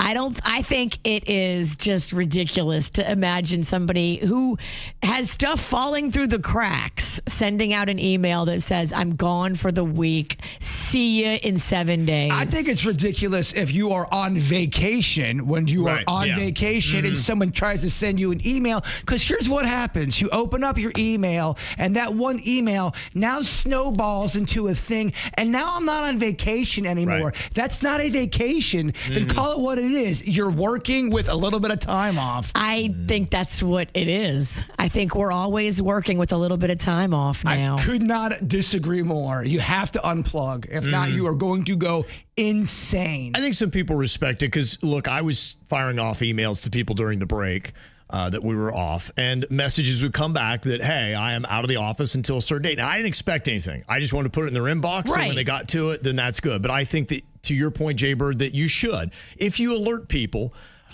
that you are taking some personal time and this is that you got to respect, I think that's still okay in the norms. Answering emails throughout the day is not called a vacation. Right. I would say once a day you should jump in that email inbox and just make sure no fires are burning. If you're working or if you're on vacation? If you're on vacation. I don't think so. I could not disagree with you more. That's not a vacation. You don't get a hold of me during vacation. You got to be able to unplug. The grid, because that's what a vacation is. Yeah. I just disagree. Yeah. Well, everybody's got their own opinion on it. Just know you ain't going to hear from me. Yeah, you ain't going to hear from me. But we did hear from you. I know. I always say it, but I never go on and you break. don't do it. I know. But you did it the right way. You answer stuff that's important. You send out things that are important, and then you don't do any other work. You do maybe 10% or 5% of what a normal workday would be, just to make sure that nothing really terrible happens. I just want to say, I don't think I'm the example. I think I'm doing it wrong. Yeah, so I'm letting everybody know. I don't think you're doing it wrong. I don't do it right. I am not the model on this. You should be taking the entire time off every second. I don't listen to myself. I don't have good sense. I don't quit. So that's my problem. You're a winner. Now you sound like some 80s coach from... The weird thing, I'm saying this, and I disagree with me. It's the oddest thing. I'm not doing it right. I'm telling people I don't do it right. I'm just saying, if you're doing work on vacation, that's not a vacation. It's not a vacation. No, I don't not take at all. I just tell you, I don't take vacations. I don't either. I take half vacations. I don't take vacations. And I think you should. I Kevin, don't. listen to yourself. You're not doing it right. We work hard enough during the year. You can, be off the grid for 5 days. You're doing it right, Bert. Yeah. I'm not. You continue to do you. Don't do me. I think one of the biggest things to me that has changed so much since the 90s to now is the way you parent. They were talking about things like leaving your kids in the car while you went grocery shopping. I can't tell you how many times my parents always left me in the car just to hang out. My mom was in there. You see that now, and somebody's going to call 911, and by the time you get back to your vehicle, the cops are going to be there waiting for you. Because now you got carjackings. You didn't hear about carjackings in the 70s. Mm-hmm. I just don't ever remember hearing about that. Yeah, no, you're right. That whole concept of having no idea where your kids were. When I was younger, I would leave the house at 8 a.m. and I would come back at dark. And that was it. My mom had no idea where I was in town the entire day. It's crazy when my dad talks about his childhood. He said, yeah, I was 6 or 7. I would get on my bike. I would go out in the woods by myself. I wouldn't get home till dark. That's just how it was back then. 6 or 7? He was a wilderness baby. He was out there in the country, and they trusted him. They didn't think anything bad was going to happen. They taught him the way of the land, and he was out there. I mean, young. Yeah, out there till dark. Do you remember they actually came out with a PSA when we were kids that said, "It's 10 p.m. Do you know where your children are?" I can't imagine not knowing where my children are every second of the day. Right, but that's, I think, what kind of started to, things like that PSA started to change the way that we think about it. Milk cartons, all that kind of stuff. It got to a point where... And another thing that was kind of weird in the 90s that is totally changed now. Do you remember how young some of your babysitters were? You would be 7 and your babysitter would be 10. Oh, you see that? You see that in horror movies. Like 80s and 90s horror movies. The babysitter comes over and they're 9. I was 12 and I was babysitting 2 toddlers. One was 2 and one was 3. Mm-hmm. Yeah, see, I could. There's no way I'd allow that. There's no way I would allow that now. But it was a very nice family. The lady was a nurse. The man was a pilot. And I would be at their house for no lie, 12-hour nursing shifts where I was the sole caretaker for these 2 babies. And I was 12 years old. My sister was 12, maybe 13, but I think she was 12. It was the first time she ever had babysat before. And it was for 2 boys. And as soon as the mom left, they turned into hellions. The one kid grabbed a knife and put it against his neck. And then the other kid jumped out the window, jumped on a tree. She had to run after him. She had to call the mom. She said it was awful. That's a nightmare. At 12? At 12, you're not ready. You can't deal with that after 25. Another crazy norm shift that's happened over the last 30 years is smoking in restaurants. I remember when I was moving to South Florida in 1999, driving through Joplin, Missouri, pulling into a McDonald's, and I was coming from California, and I could not believe that there were people inside of McDonald's just openly smoking all over the place. It was such a crazy concept to me. A smoking section in the restaurant. It wafted right into the non-smoking. There was no partition. No, nothing. They changed it. One table was smoking, and the table next to it was non-smoking. You really could. Somebody could be smoking and eating a patty melt right next to your table. And we were just cool with it. I was never cool with it. And something else they dropped too that is really kind of slid to the side, the concept of mooning people. Remember how popular of a prank that was back in the day? And people like, oh man, I got mooned. But now you do it, there could be any portion of a kid around or your jumblies are hanging, and now you can get in some serious trouble if you do a mooning. You moon somebody and your rabbit tail happens to stick out a little bit, if you know what I'm talking about. Well, there's an art to mooning.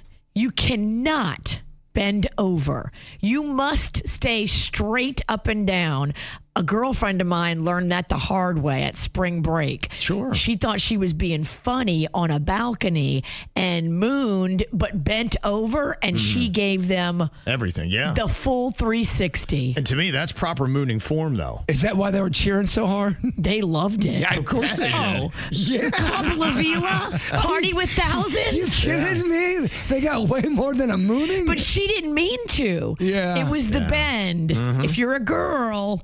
Well, look, don't bend and moon. We all know mooning's a risky game. Yeah. Going to be crazy to see what life is like in 2050, huh?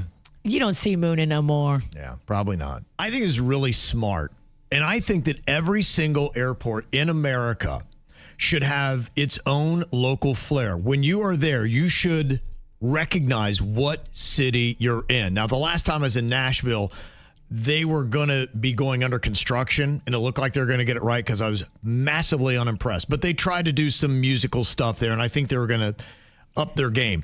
When I flew into Knoxville, Tennessee one time, they had rocking chairs, and there was a great view of the window that was looking at the Smoky Mountains, and you could sit in rocking chairs. I'm like, that's perfect. That's what they should have in an airport in Knoxville, Tennessee, in the Smoky Mountains. So when you do one in South Florida, it should feel like the city you're in. And what PBI is doing, I think, is just that. They are going to be making some changes and putting in a lot of things that, to me, really says what South Florida is. Now, they're going to have everything from a Worth Avenue marketplace, which is going to be a food hall inspired by Florida farmers and markets and things like that. So you got the Worth Avenue tie-in. They're also doing a plum market, which is going to be doing healthy, organic stuff. So I like that they're going to be able to have those kind of options. But they're also putting the Rocco's Tacos and Tequila Bar in there. Love it. And that's, a dude that started right here in South Florida. First place was West Palm Beach, and now he's, all over South Florida and all over the state. State and even in Brooklyn. So to have that there is going to be great. And I was so thrilled when I saw that Cholo Soy Cocina is going into PBI. That is so funny because we had a meeting with all of these important decision makers from PBI. And this was like a year and a half ago. We took them to Cholo Soy and they were like, wow, that's so weird that you picked Cholo Soy. And I'm like, why is it weird? And then like, we can't say. And I'm like, okay, this is weird. So this has been in development for a while. That's so cool. PBI is smart. They're doing the right marketing. They've put up such good local activations and bars. There's a whole entire bar that just features all local Florida beers. Yes, they're doing a Tequesta Brewing, which, that's our first microbrew that we had in Palm Beach County, and it really has led the whole South Florida area. It's smart. For Fran to have a place there, it is absolutely smart. They're going to do another place called the Bit and Bridle. It's a coffee and food market, but it's inspired by the equestrian heritage that we've got in Wellington. Perfect. So it's going to have that kind of flair. They're going to have a place called Palm Beach Illustrated, which is a boutique blending some travel essentials and some goods where you'll be able to get some of your touristy type stuff. But they'll also have local authors like James Patterson. So they'll have his stuff in there as well. They're also going to have a luxury beauty boutique, which is going to have Tom Ford and Mac and some of your higher end stuff, which also says South Florida. Of course. And then a field of greens. So you can get salads and sandwiches and smoothies and the cold pressed juices. But just what they're going to be doing at PBI, I just thought that's so smart. I was thinking, I'm like, it feels like they really have everything covered. They do. And they're always thinking about how they can make it better. They're reinvesting in that airport. And that's why I just love it because I want to have a nice experience. I don't want no drama. I want to start my travel pleasant with good food and good drinks and good shopping. It's the most relaxing. If you have your flight, and I understand why, look, sometimes you go to Lauderdale or you dare go to, I don't know if you ever should go to Miami, but you should. If you do, you're doing it because of flight convenience. But if it works out in your favor, it's not even an argument. PBI is the place to go out of. Even if I have a layover, I'm like, just fine. I would rather have a layover in Atlanta than be in an airport down south pulling my hair out and being disrespected. I cried the last time I was at the Miami airport. Yeah. It was awful. It's tough. It is tough. Yeah, I wouldn't even try to park there. We always just, kind of train in or Uber or whatever because, it's a nightmare. It's a nightmare. Yeah, it is. It's the KVJ Dirt of the Day. It's the KVJ Dirt of the Day. Virginia, take it away because we need that Dirt of the Day. This Dirt of the Day is brought to you by my new closet designers, Closets by Design. Well, good news for Fetty Wap. He just got released from jail 3 years early. Whoa. That's nice. That's crazy early. I've heard of like a few months, but 3 years. Now, he will have to be on home confinement in Philly, but he immediately, upon emerging from prison, went on a podcast. What did Fetty Wap do? Do you know? It's drug trafficking. And I mean, he told you. He told you what he likes. He told you in his songs. I always wonder if someone's done, a good stint in the joint, what's the first thing they eat when they get out? Great question. Is that, as soon as you get out, do you go to a restaurant? Do you have food prepared? Or is your adrenaline so, pumped up, you're not hungry? I'm sure they went over it. He was on the podcast, The Shade Room. Okay. Yesterday. So go look it up if you want to see what Fetty Wap had, his first meal out of prison. What's he up to? He's going to have to keep it clean, though. I know, he's going to have to try to stay away from the trap queens because his whole probation, his whole home confinement also comes with drug testing, and they're going to keep a very close eye on his bank accounts, and his money and his movements will be closely monitored, and he should really try to keep it clean because if he does anything, they will send him back to jail. And a trap queen is where a girl sets a trap and you fall into it? No. So a trap queen operates within something called a trap house. So a trap house is where drugs are cooked down maybe and prepackaged and distributed from. So you have people that are in there doing the work. And if you get a girl to be your trap queen, like you've taken a girl and you've brought her into the trap house and now she cooks your drugs and bags it for you. Wow, you know a lot about drugs. Yeah. It's a great song. Trap Queen? That was quite an explanation. It was like You're doing like a TED Talk. It was a Trap drug Queens. TED Talk. So do informative. Do a deep dive into Trap Queen. It's a song that even Ed Sheeran covered. Oh, Kev, that was just an intro. She had section. I could tell, yeah, she's ready to keep going. He better stay away from the Trap Queens and the trap houses. And keep that nose clean because the feds are watching and your probation officer will be giving you random drug tests. So keep it clean, Fetty Wap. In other news, it looks like Diddy is not going to be getting out of jail early. He did write a letter asking President Trump for a presidential pardon, but Trump has commented on it and confirmed in a recent interview with the New York Times that he will not be granting clemency to Sean Diddy Combs. And I think all of us are like, okay, thank you. No one wanted to see that. That would have been insanity. Yeah. If he would have pardoned Diddy, it would have been insanity. That'd have been a tough one to sell. I mean, I don't know that he, necessarily ever cares about those kind of things, but yeah, that'd have been another thing he's got to fight for unnecessarily. It's hard to defend. So many fights. So many fights. A lot of fights. And finally here, we've been telling you about the saga that is Mickey Rourke.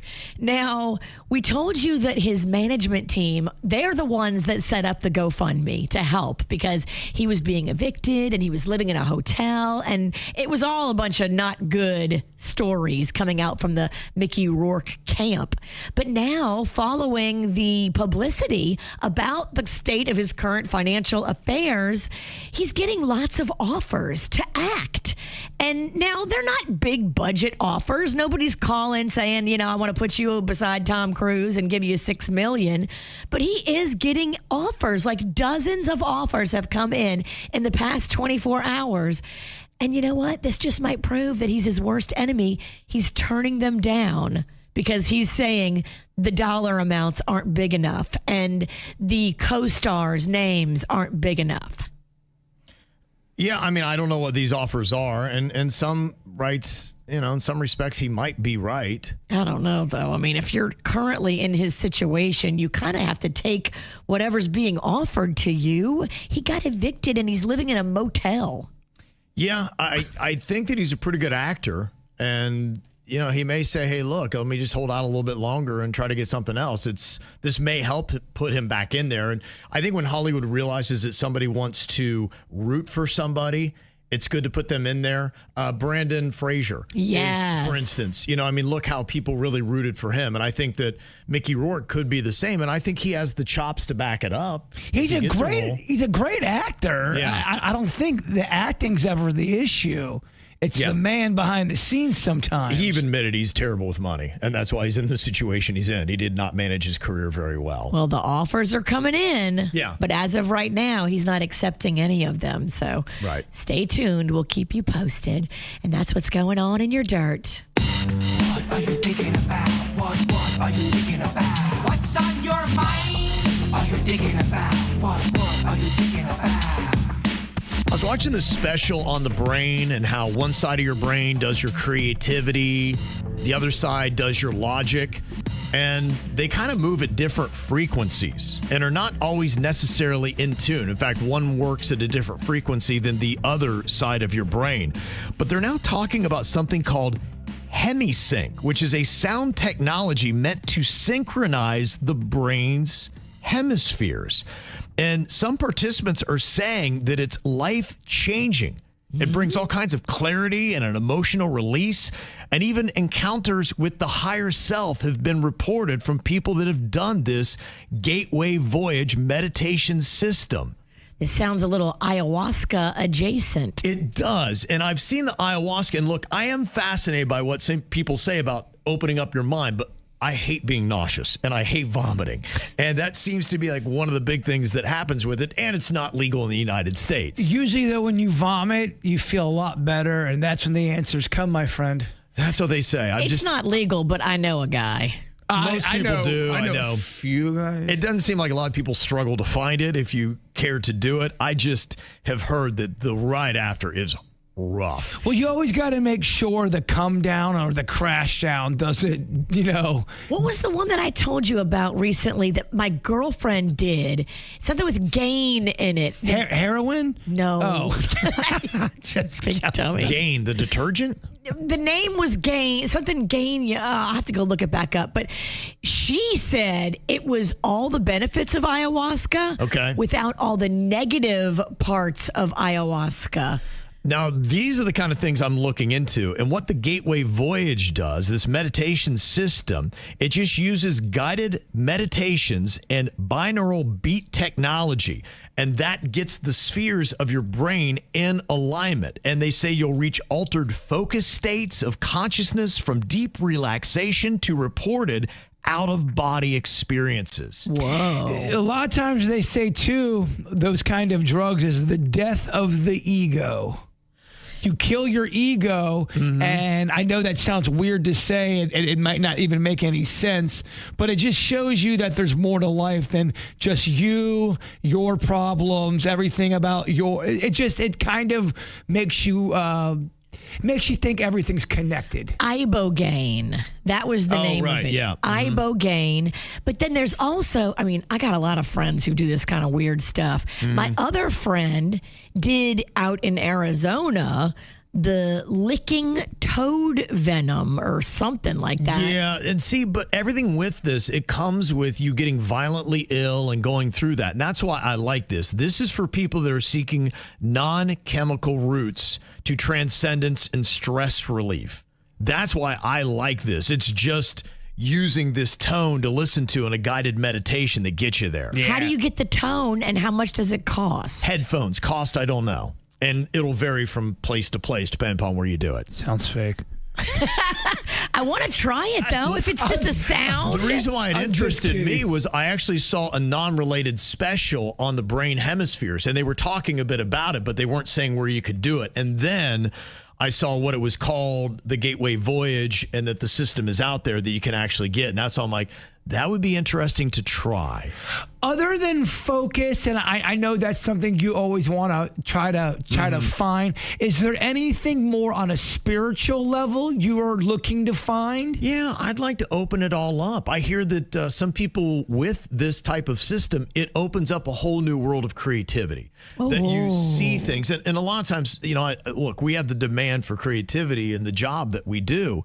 And a lot of times it's you hit a wall, or it's just your own ego in a sense. It suppresses it, because to get creative sometimes you got to just let go. You do. And you got to let the mind just wander to get you to some of these places to go somewhere you never would to be creative. You can't let go, though, because it's also a business. Well, that's why it's the battle of the creative versus the logical. And that's why I like this, because it puts them in sync. And they typically aren't, because they work at different frequencies, the sides of your brain, and this puts them into alignment. And from a certain point of view, when it comes to creativity, you do have to let go a bit.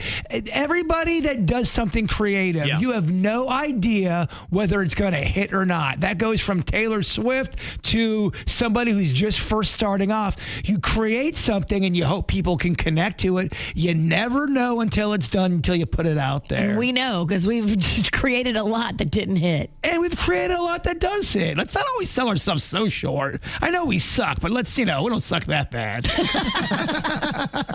Suck light. How do you get these headphones?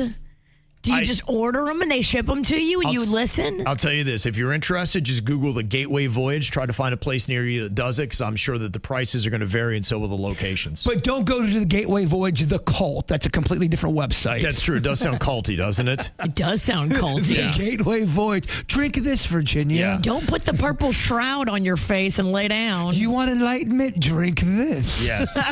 Make sure you're looking into HemiSync. It's HEMI-SYNC. frequency and it's binaural beat technology. That's how you know you're onto the right thing and not a cult that wears purple shrouds. Although I'm not really, a cool, peaceful cult. Up to the suicide pact, it sounded fun. Yep. It is, yeah. Camaraderie. And then where you got to give the cult leader your wife, that part sucks. Yeah, that part sucks too. But you all get matching Nikes. But remember, Cult 101, always drink last. True. That's Cult 101. Mm-hmm. It's good plan. All right, Bird, what you got on your mind today? I appreciate all the great people sending me all these articles, and it's at a point now where I have to address the public, Virginia. There are so many hit pieces from many different publications saying pizza is on the decline and people are getting sick of pizza, and they've got a bunch of reasons why they think it's happening. They're blaming it on things like your Uber Eats and your DoorDashes, where it offers so many more options like an Asian cuisine or subs, and that's a big reason why people are going, no, there's better things in life than pizza. And also, too, there's also a burnout, I guess, when it comes to pizza. Everyone's so into it to a point where... I was unaware of this burnout. It seemed to me like pizza was bigger than ever. I felt like pizza's on the rise right now, but there's plenty of articles saying that Americans are getting sick of pizza. And to me, this is what we call a hit piece. Are you sick of pizza? No. In my house, there's a lot of pizza consumed. I'm Kev, I know you're not a big pizza guy because of the calories, but are you sick of pizza? No, I just had it on Sunday. I still do pizza. In fact, I've kind of gone more into a Mediterranean diet thing, and so I had kind of Mediterranean pizza over the weekend. Loved it. Pizza? He said yes, he is sick of pizza. Sick of pizza? No, I don't know. We can't hear each other. I think he said he's not sick of it. I think he said he is. Dennis, you're ruining my bit.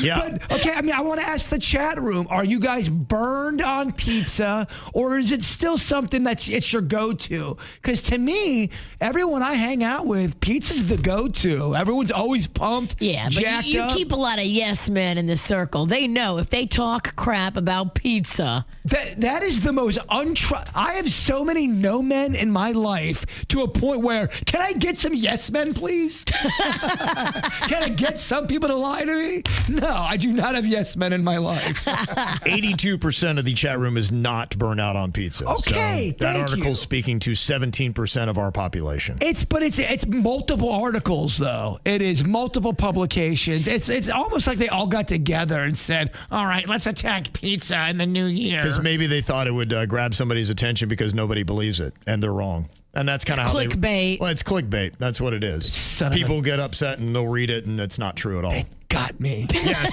I am fuming like a pizza out of the oven. You did so much more than just click. You brought it up on the radio. Well, I want people to know that I love and stand for pizza. We know. Never had a doubt. You are pizza's champion, Captain Crust. Mm-hmm. What's on your mind, Virginia? So I was digging through all the souvenirs that I brought back from Nashville, and I was like, oh my gosh, I forgot to bring these in for Kevin and Jason to try. Mm-hmm. And I tried this in Nashville because I purchased it and I wanted to try it before I bought it for you guys. Okay. And I loved it. So different, so unique. I've never even realized this is a possibility to make in a sweet treat. But I brought you back Nashville hot chicken chocolates. Okay. Will you try it? Sure. Do I have to do it now? No. I'll do it later. All right, Denny's. Ruin him a bit. Well, I don't want to eat it right now. It's one bite of chocolate. Dude, I have to do blood work later today. I can't eat anything. Yes. You're really doing blood work? Yes, I'm really doing blood work. Why would I lie about that? Yeah. To get out of eating my stuff. I want to eat your stuff. That's a good excuse. I'll remember that next time. Blood work. It doesn't work, Kevin. I didn't even think of it. I don't want to eat this. I got blood work later. It's terrible. Okay, it's red and yellow, maybe. I'll let people look at that.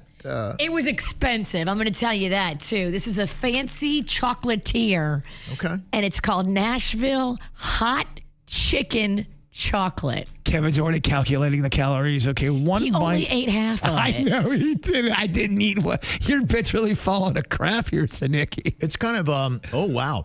It's got the center's almost like a soft caramely type of thing. And as you bite into it, you think it's just a chocolate with a little bit of caramel, but on the back end, yeah, it's got a little bit of fire that hits the roof of your mouth in the back. Nashville hot chicken. It's unique. In It's a chocolate. Yeah. That's fun, right? Yeah, it's one of those ones where I like it.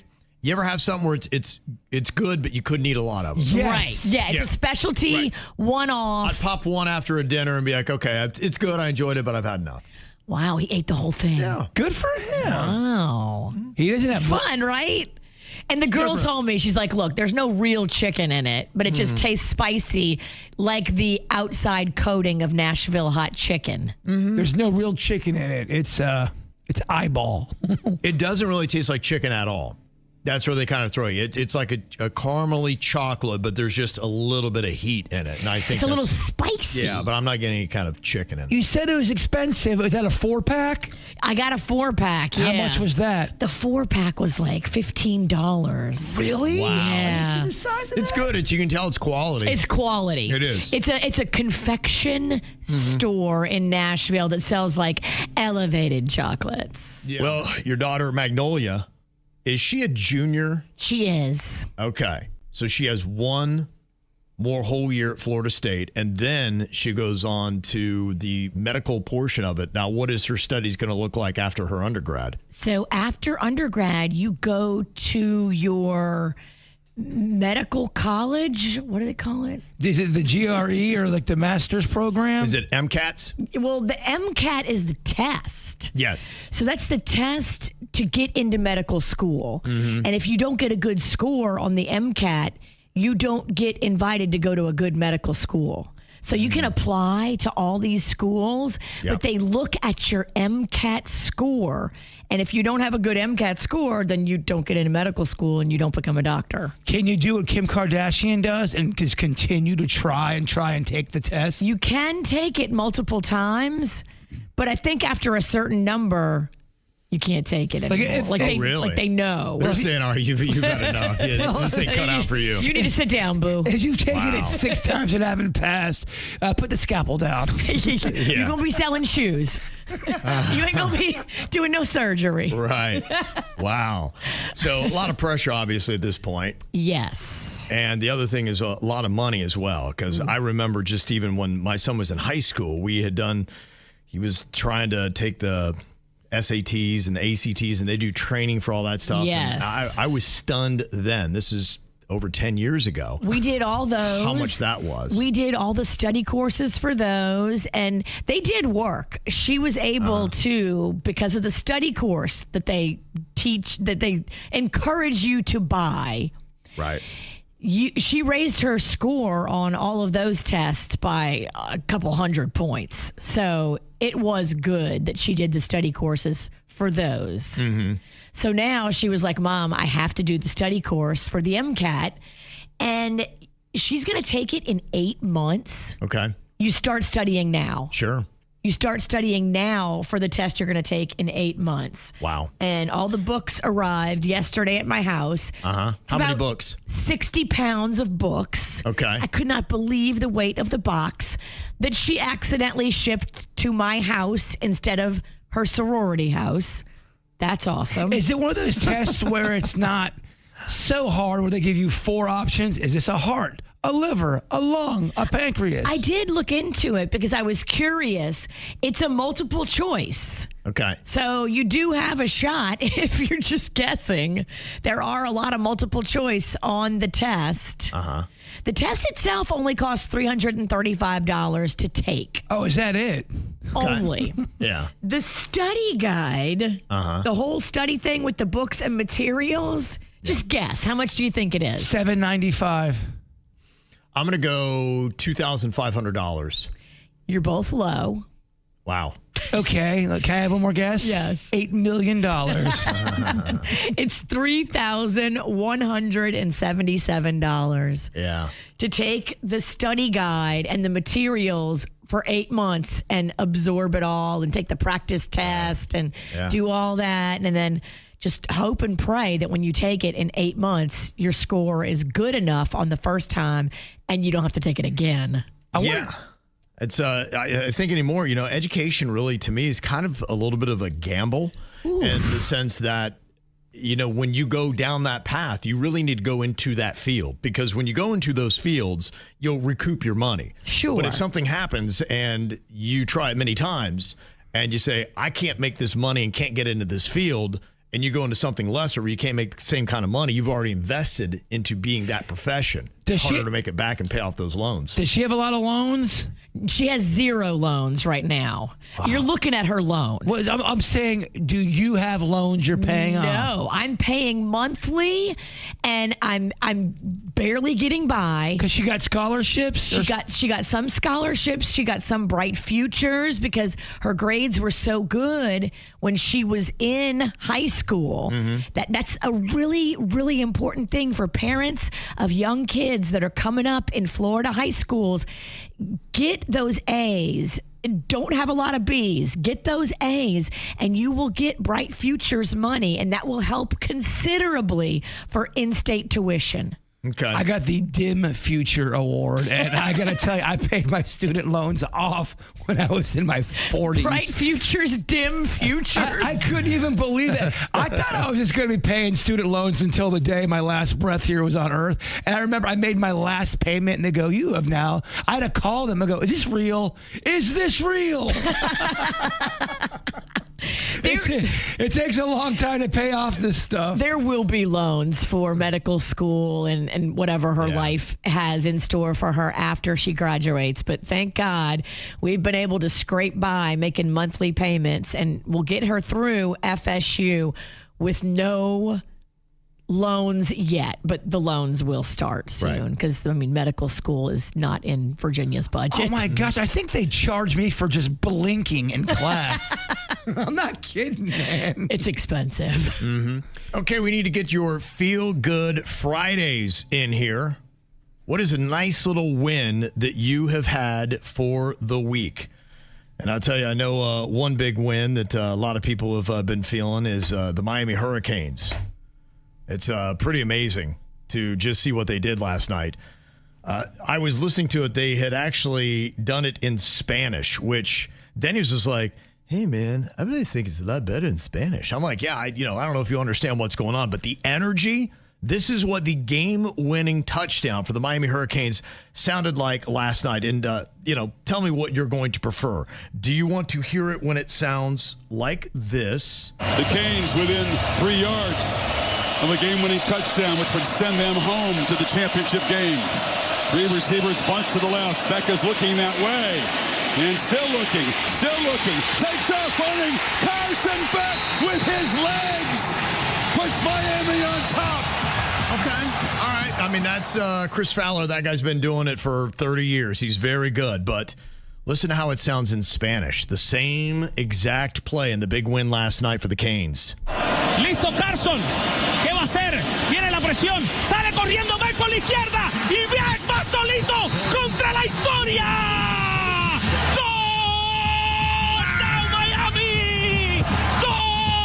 Los Huracanes con alma de niño y corazón de elefante. Carson Beck, desde el día número 1, era el hombre. Carson Beck hace la jugada con sus piernas y con el factor H que le sobra. Carson Beck. Come on, tell me you're not alive, right? I mean, that's amazing, right? That guy's awesome. Man, I've been getting so many texts from Canes fans that are just riding high. They had all the adrenaline rushing after that last-minute win last night to get them to the national championship game in their home stadium. And they're saying, I didn't sleep. I've been up. Yeah, that's what I meant when I was asking you earlier if they were ever able to go to bed. Because if you're so high off the juice of winning in such an epic, close fashion, trying to calm down and then go to sleep because you have to work the next day is going to be really difficult. It was a tight game. Miami, I felt, controlled it, but there was just things that you'd seen. If you'd seen Miami's 2 odd losses they had on the year, there was a part of it that reminded you of the SMU game. And Chris had said, I was at Miller's Ale House with my friends, and it was incredibly tense and energetic. We all thought we were going to lose again. But the last-minute comebacks gave us whiplash. A guy at the bar was screaming, and once the team won, told us that he won $50,000. Wow. Oh, I bet Miller's Ale House was a great place to watch that game last night. That is pretty unreal. Yeah, that's very cool. And a lot of people kind of winning on the sports level. Somebody said my win for the week is I won the Andy Slater's Pick'em Challenge, a free trip to Costa Rica. Looks like they had that at Flanagan's. Wow. Flanagan's. Yes. Yeah. That's awesome. Yeah, that's very cool. Your team wins and you get a trip. Yeah. It's not a bad way to do it, huh? Not bad at all. Yeah, so I think basically a lot of the wins that we got going on today are Canes fans. So congratulations, drink it in. It's been a couple decades coming. But I'd say the U is back. Now let's just finish the deal on the 19th. Love it. Got more KVJ. It's going to be coming at you here. In fact, I believe we've got some more details. Yesterday, we talked a little bit about this birthday celebration for Tiger Woods going on at the Breakers. So got a little bit more info on that, exactly what day that might be happening. Fancy. Some things you might want to know about that. I like it. On the After the Show, those are the kind of things that make it, things we don't have time to get to here on the regular show. You can watch it now. We're back on YouTube on the regular KVJ Show channel. We have Twitch. We have Facebook. Putting it on Instagram now as well. So make sure you follow us there. TikTok is coming very soon. So pretty much every platform, you'll be able to check out the After the Show and KVJ all over the place, live or on demand. Bird, if you would, before we get to that, why don't you wrap us up here with your thought for the day? The scariest prison isn't fear, it's comfort. Because comfort convinces you there's no reason to leave. I get it. It took me a minute. Yeah. It clicked. I like it. Good, I'm glad. The KVJ Show on 97.9 WRMF.